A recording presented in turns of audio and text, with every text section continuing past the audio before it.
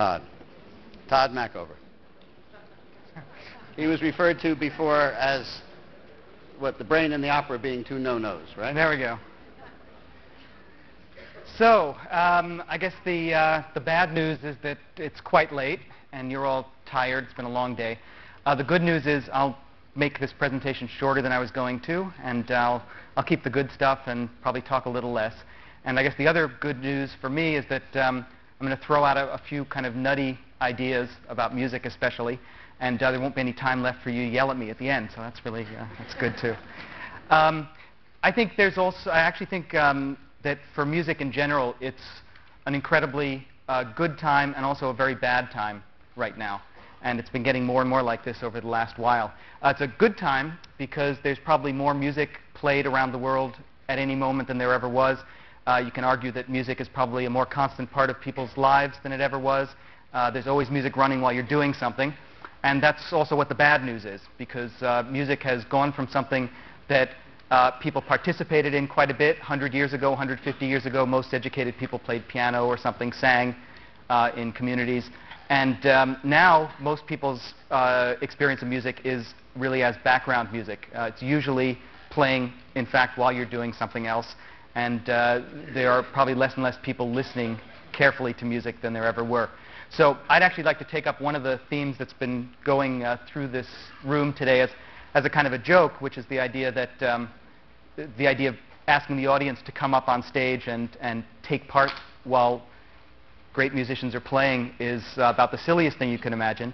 I want to argue that that actually might be a pretty important thing to think about, to do now and for the next while.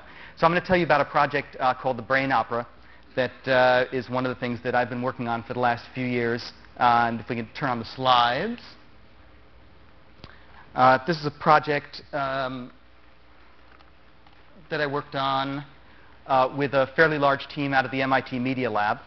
And it's a project that, at its basis, was trying to attack that particular issue, the idea that there's got to be some way of getting audiences much more directly involved in musical experiences than they are right now. And so what I imagined was something that we call an opera, which has about as many differences from a normal opera as you could imagine. It doesn't have a story in a traditional sense. In fact, the work, it's called the Brain Opera. It's based on the ideas of Marvin Minsky, who's one of my favorite thinkers and also one of my favorite thinkers about music. And one of the main ideas from Minsky that we took for this project was, in fact, the idea that this piece, like the mind, as Marvin would say, doesn't have one central composer, one central conductor, or one central focus point. It has kind of a goal and then many different parts that contribute to making the final piece. So in this project, the idea was, in fact, to have a final piece. There is a brain opera performance, and that gets played by 3 trained musicians. But that performance is only about 50% determined ahead of time, and 50% comes from what audience members contribute. And audience members get to do this by actually coming to wherever the opera is and playing specially designed instruments, or by playing on the internet web instruments that we design. So I'll just give you a quick idea. The Brain Opera is designed as a kind of music arcade. There are about 50 of these instruments that we call hyper instruments. I'll show you a video in a second, so I'll whip through these kind of quickly. One main idea, though, was to make an environment. There's also a lot of talk today about the fact that print journalism doesn't work well with computers as they are now because you can't hold them on their lap. One of the things that I've been very involved in, and my group has for a while, is getting rid of all the normal references of what it feels like to use technology. So in this Brain Opera, for instance, everything works by touching or moving your body or using your voice. There's not a keyboard anywhere. There's not a normal screen anywhere. Everything is based on ways that people feel very natural about doing things. This is a view of the Brain Opera from on top. This is from when it was in Copenhagen. It's kind of a big infrastructure. There are 6 different kinds of instruments that we designed for anybody to play. And part of the idea of this really was, first of all, to get the word out, and then to make something that literally anybody, any age, any musical background, any kind of social background, could step in off the street with no previous knowledge of what this is and have a pretty exciting time. This is an experience designed for either speaking or singing into, called the singing or speaking tree. This is something called the melody easel. I'll show you a video in a minute, meant to let people play like a single line melodic instrument just by using your finger. This is something called the gesture wall, which measures body movement and turns that into sound and image. Another theme today was driving. One of our ideas here was to have a musical instrument that was imagined after a video driving game. And the idea here, you'll see that later, but the idea here is to see a roadway on the screen, which actually is the piece of music. As the piece of music plays, the road rushes at you, and you change the piece in many different ways by the way you drive through it.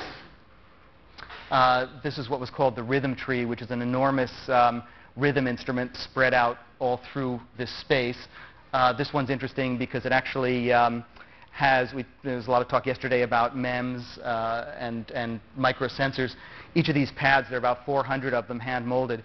Each one has a little PIC computer in it and piezoelectric sensors. So each of these pads is smart enough to know how hard you hit it and where you hit it and what sound it's supposed to make. So it's kind of a big parallel computer. There is a performance theater that uses one of these rhythm trees, a special instrument called the digital baton, which you'll see in the video. A chair that I play, which is called the sensor chair. Some of you may have seen here, played by Penn and Teller 2 years ago. And then there's our website, where we really tried to make it possible with this instrument, which is called the palette, for people to play a musical instrument online. The data of anybody who's playing is sent to our performance, and those people's music is heard live mixed with what the performers do. So if we run the video now, I'll talk over that, and I'll give you a clearer look. This video, and if you can turn down these lights, why don't you turn them down about as much as you can. The video comes from performances in New York this summer, and then in Copenhagen and Tokyo. It's been touring for the last 4 or 5 months.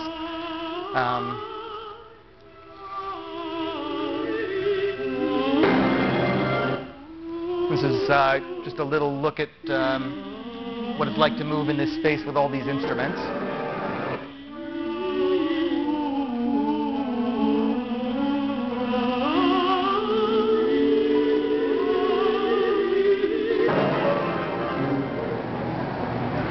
Now, the way it usually works when people come to a brain opera performance, you get a ticket to go in at a certain time. We usually let people have about 45 minutes in this first space, which is kind of like the overture. We don't tell anybody what to do first. We don't have signs up at any of these instruments telling how they're supposed to be played. The idea was to design them so that they're self-explanatory, and we do have some kind of trained guides around to help people who look like they're incredibly lost, which actually doesn't happen that often. So the first of these, this one's actually my favorite, the one that's called the singing tree. The idea was to make an instrument, you walk up to it, there's a microphone and a little screen in front of you, and the idea is just to sing one note, any note, your favorite note, and what it does is it measures the quality of your voice as you're singing that note. And the idea is that the more purely you sing, it's like a meditation, the more you can sing with no vibrato, the more beautiful the accompaniment music is. And the crazier you sing, or the more vibrato, the music goes kind of nuts. The melody easel has a screen which is sensitive to position and pressure, and it makes melodic variations depending on how you move your finger. Sort of any different thing you can do with your finger, straight, jagged, fast, slow, will change the melody in different ways.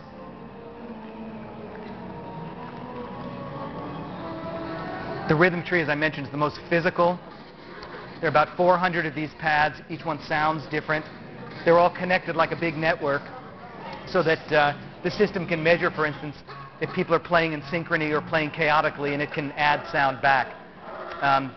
For some reason, the smaller the people were who came in, the more they seemed to like the rhythm tree in particular.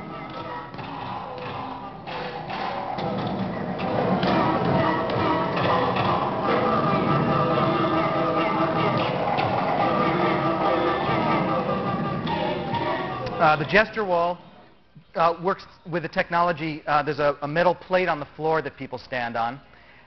When you stand on that plate, your body becomes part of an electric circuit. Electricity comes out of you, and most people accept to do that. And the four things that look like flower buds are sensors that measure how much electricity is coming out of your body, and it turns that into sound. So it's a kind of conducting painting with sound color.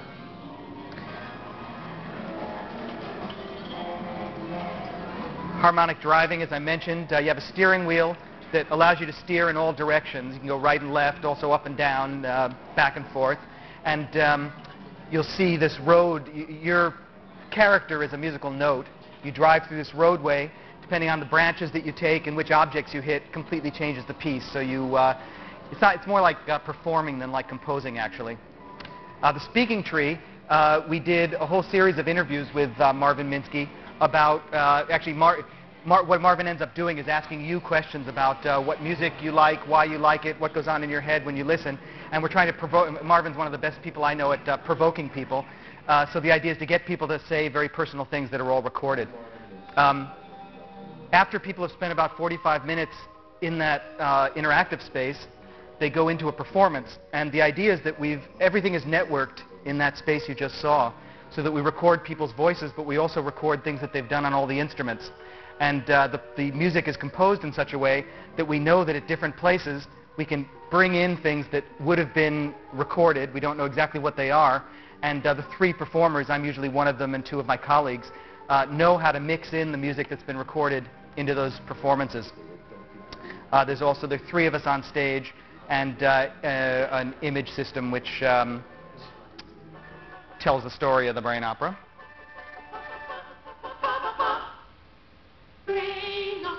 And one of the parts of the middle of the brain opera, I took my favorite parts of my interviews with Marvin and turned them into little opera music, which is music that you find hidden on all the instruments. And it's accompanied by this text animation, which was done by David Small and Yin Yin Wang at the Media Lab. Maybe we'll turn up the sound on this.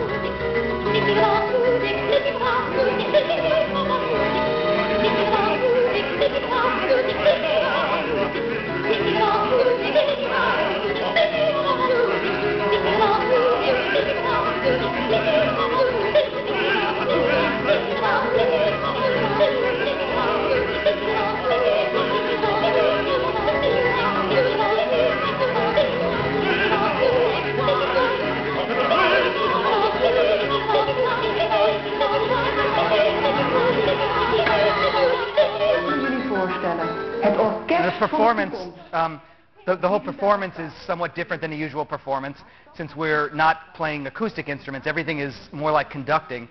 This digital baton designed by Teresa Marin is supposed to combine physical gesture and a physical instrument, so it can point and squeeze and also measure overall gesture. Mary Beth Back plays the sort of percussion for the performance on the rhythm tree. And then my favorite instrument is actually this chair. It's funny. It's played by moving freely in space, but because you're sitting on a chair and have these four sensor lights in front of you, it really has an incredibly precise feel to it. So it's very good for, you can play melodies with it and do quite precise things. This bit of music you'll hear now, actually people get to say what music they like best, and on the chair I get to bring out different musical fragments that I can mix in various ways according to their harmony and melodic similarities.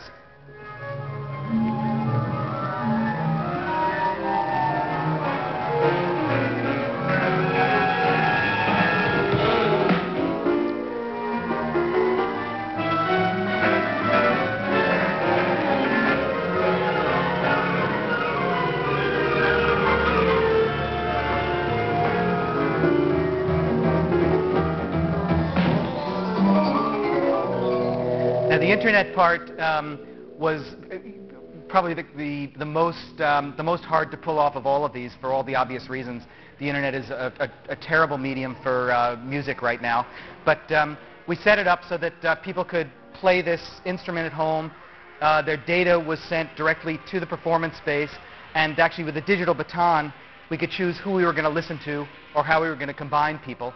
You know, if we had more time, I'd tell you how it worked, because it's kind of clever, but didn't work perfectly. I'm going to bring the sound.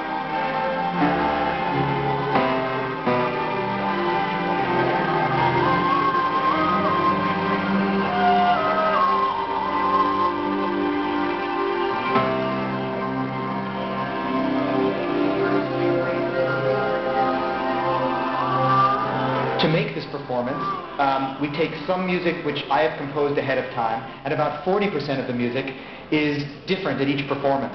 And it's different partly because we actually take music that people create in the mind for us, and we also are connected to the internet, so people can play along as part of our orchestra at each performance.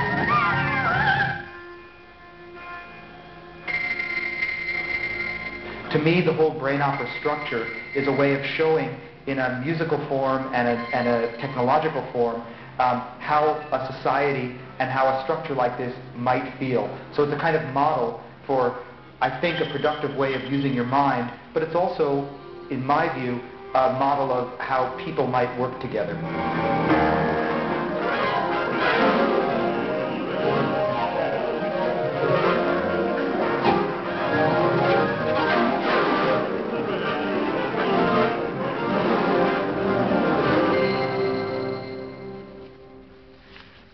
So if we can bring up the lights again just for a second so I can end.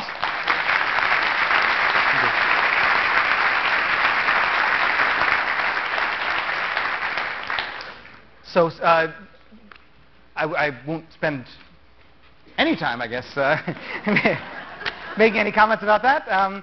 But I would like to say just a couple of quick things to end. One is that you know, when you do, for me, one of the most important reasons to do a project like this, which was hard to do, was crazy, it was just hard to bring off, and so many things about it were different than anything I'd done or most other people had done.